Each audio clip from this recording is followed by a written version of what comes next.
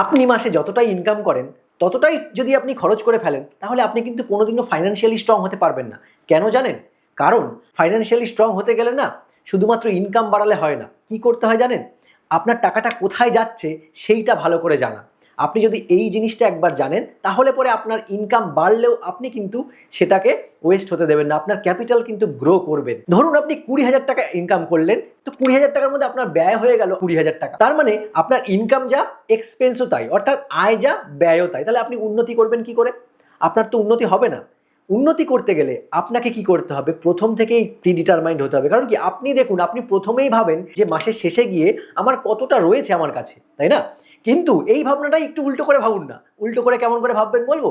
আপনি ভাবুন না যে আগে আমি যে মায়নাটা পাচ্ছি আগে সেখান থেকে কিছু একটা সরিয়ে রাখি, দেখি না সরিয়ে রাখলে সেই টাকাটা দিয়ে জমিয়ে আমার ক্যাপিটালটা গ্রো হয় কি না হয় না। একটু শিখি না পার্সোনাল ফাইন্যান্স। মনে রাখবেন, ইনকাম কিন্তু আপনাকে টাকা দেয়, আর ফাইন্যান্সিং মানে পার্সোনাল ফাইন্যান্সিং যেটাকে বলি সেটা কিন্তু আপনার ওই টাকাটাকে ধরে রাখতে সাহায্য করে। কিন্তু যদি ফাইন্যান্সিং না জানেন তাহলে আপনার ওই টাকাটা কিন্তু ধরে রাখতে পারবেন না বা জমাতে পারবেন না, ক্যাপিটাল কিন্তু গ্রো করতে পারবেন না, এক্সপেন্সিভ হয়ে যাবে সব। ঠিক আছে?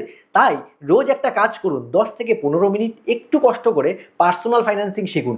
যেমন কিভাবে বাজেট করতে হয়, এমার্জেন্সি ফান্ড কি, কম্পাউন্ড ইন্টারেস্টটা কিভাবে কাজ করে, আরও কি জানেন ইনভেস্টমেন্ট কিভাবে করা যায় বা ইনভেস্টমেন্ট কোন কোন ধাপে ধাপে করা যায়। সবাই তো আমরা ব্যাংকে টাকা রাখাকে বুঝি, ইনভেস্টমেন্টের অন্যান্য অনেক দিক আছে, সেগুলো কিভাবে করা যায়। ডাইভার্সিফিকেশন কি জিনিস, আপনি কিভাবে আলাদা আলাদা ক্ষেত্রে টাকা রাখতে পারেন, জমাতে পারেন, একই জায়গায় টাকা না রেখে। এটাই হচ্ছে পার্সোনাল ফাইন্যান্স। আপনি কতটা এক্সপেন্স করছেন, কতটা ইনকাম করছেন সেই দিকে নজর দেবেন না। মনে রাখবেন, আপনি ইনকাম করছেন, অনেক টাকা পাচ্ছেন, কিন্তু সেই টাকাটা আনলেই তো হবে না, সেটাকে ধরে রাখতে হবে। আর সেই ধরে রাখতে গেলেই কিন্তু আপনার পার্সোনাল ফাইন্যান্সিং দরকার, জানা দরকার এই সম্পর্কে।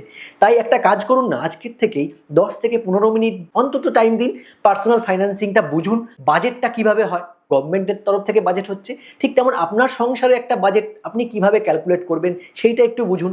আপনি কম্পাউন্ড ইন্টারেস্ট কি সেটাও একটু বুঝুন। এমার্জেন্সি ফান্ড মানে আমার বিপদের সময় কোন ফান্ডটা কাজে লাগবে, কিভাবে আমি কাজ করব, সেই জিনিসটাও একটু বুঝুন।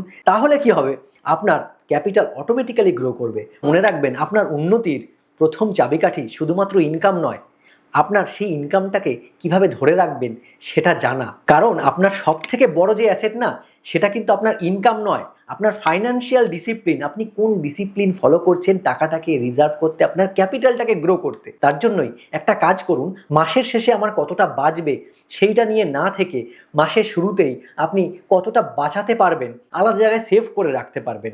আর এইভাবেই ছোট ছোট করে দেখবেন, আস্তে আস্তে করে আপনার এই ছোট্ট অভ্যাস ক্যাপিটাল গ্রো করতে সাহায্য করবে। আর এমনই ছোট অভ্যাসের কারণে আপনি গিয়ে মনে হবে আজকের নিয়ে আমার এই ডিসিশন আগামীতে আপনার পথটাকে আরও বড় করে তুলবে, ফাইন্যান্সিয়াল নলেজটাকে আরও বাড়িয়ে তুলবে। আর ঠিক এইরকম ধরনেরই ফাইন্যান্সিয়াল নলেজ পেতে আমাকে কিন্তু অবশ্যই ফলো করে রাখবেন এবং সাথে থাকবেন।